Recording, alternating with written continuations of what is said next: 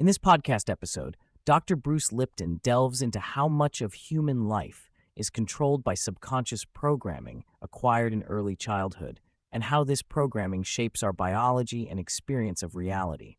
He discusses the contemporary crises humanity faces, the limitations of Darwinian biology, the science of epigenetics, and the intersection of consciousness and quantum physics. Dr. Lipton also offers insights into how beliefs and environment influence our genetic expression, the notion of the soul and reincarnation, and practical methods for reprogramming limiting behaviors. The conversation touches on the impact of lifestyle on diseases like cancer, critiques of the modern medical system, and explores the roles of spirituality, energy psychology, and emerging scientific understanding in transforming human potential. Dr. Lipton opens with a stark scientific outlook on civilization's future, explaining that we face an irreversible collapse within the next 10 to 20 years due to resource depletion and environmental degradation. He highlights how humanity uses resources equivalent to 1/6 Earths, which is unsustainable. This overexploitation is eroding the web of life on which we depend. The collapse is already visible in rising food costs and failing agricultural zones, factors that strain social stability and can lead to rebellion because survival is a fundamental biological imperative. Lipton critiques the prevailing societal model of competition and survival of the fittest, noting it fuels inequality where less than 1% controls more than half the resources, leaving the majority struggling for survival. The social upheaval we face today is rooted in these imbalances and ecological crises. While the doctrine of survival of the fittest has dominated biological thought, Lipton argues this view is incomplete and contributes to the current crisis. Darwinian biology, he says, assumes life is a struggle founded on competition, ignoring cooperation's central role. Lipton points out that life, at its core, evolved from a garden, a system defined by collaboration among organisms, which contrasts sharply with today's destructive behaviors.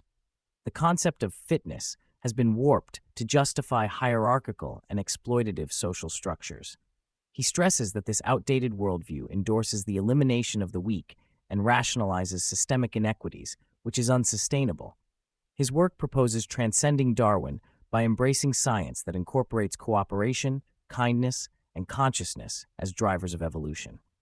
A central theme is the power of environment and belief in shaping gene expression, overturning gene-centric views of biology. Lipton explains that genes are blueprints that require an architect, consciousness, to determine how they are read and expressed. Genes do not autonomously dictate health or destiny. Instead, environmental signals, including thoughts and emotions, regulate whether genes related to health or disease are turned on or off. Lifestyle factors influence this epigenetic regulation, making individuals creators rather than victims of their biology. This insight explains why diseases such as cancer and heart disease, often blamed on heredity, are largely preventable via lifestyle choices.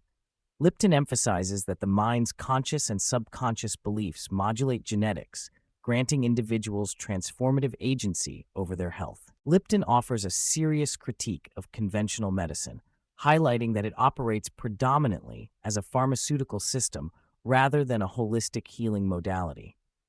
He notes that medical curricula are heavily influenced by pharmaceutical interests, limiting the teaching and acceptance of alternative healing methods such as energy and consciousness-based therapies. Alarmingly, he cites statistics revealing that iatrogenic illness, health damage caused by medical treatment, is the third leading cause of death in the United States, surpassing deaths from illegal drugs. This corporate-driven medical system programs people as passive victims reliant on drugs, undermining their empowerment to influence their own health through lifestyle and belief system changes. One of Lipton's pivotal contributions is the integration of consciousness into biology through quantum physics. He explains that subatomic science has revealed matter, including cells, is composed primarily of energy fields, not solid structures. Consciousness, as an energy field, influences these biological processes at a fundamental level.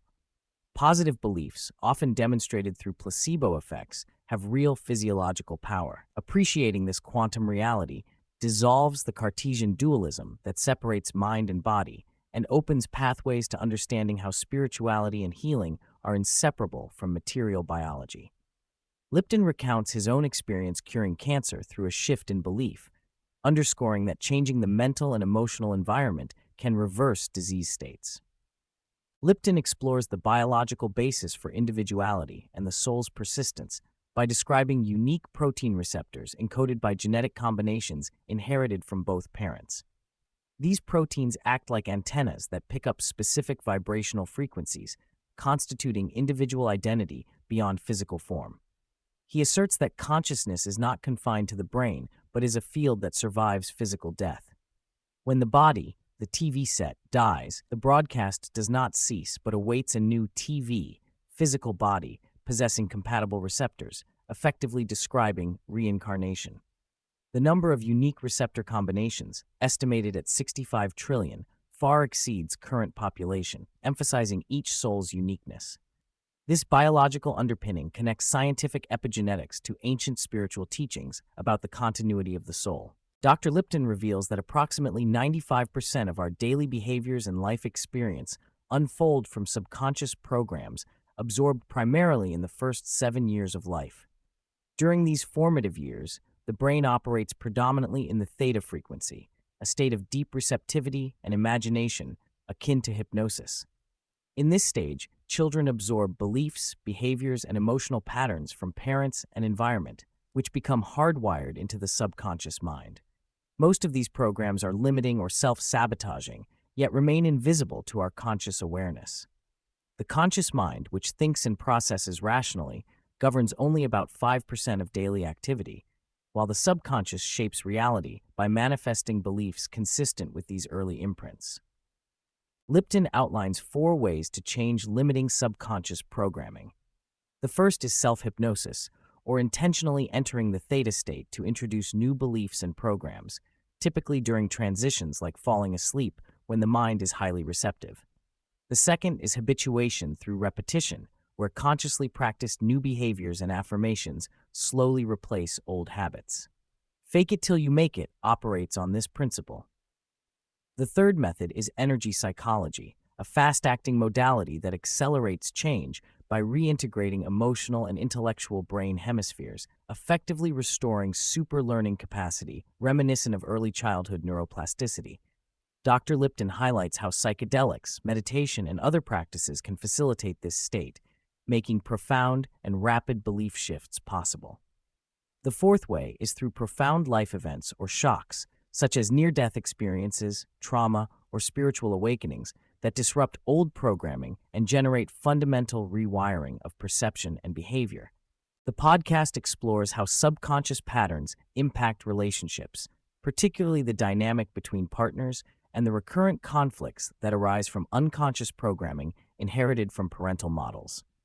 Lipton describes how people often unknowingly duplicate their parents' behaviors and emotional patterns, leading to cycles of dysfunction in adult relationships.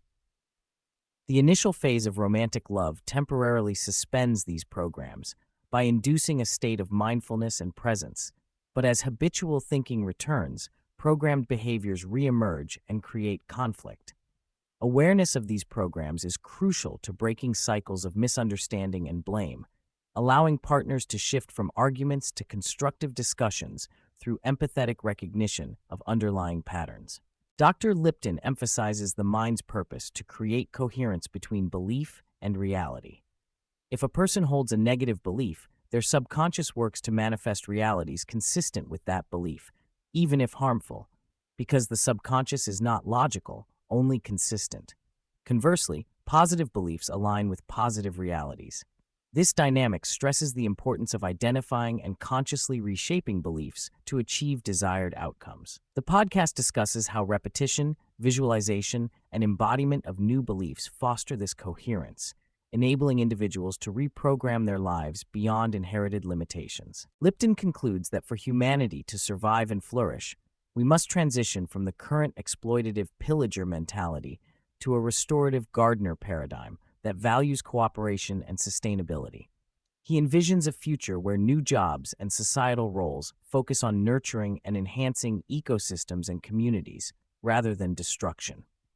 This paradigm shift aligns with his expanded understanding of evolution that integrates biology, consciousness, and spirituality. By recognizing our interconnectedness and unique roles in co-creating reality, individuals and societies can realign with harmony, health, and happiness as foundational goals. The conversation also points listeners towards practical resources to engage with energy psychology and belief change modalities. Dr. Lipton's website offers descriptions and links to numerous methods designed to facilitate rapid shifts in subconscious programming.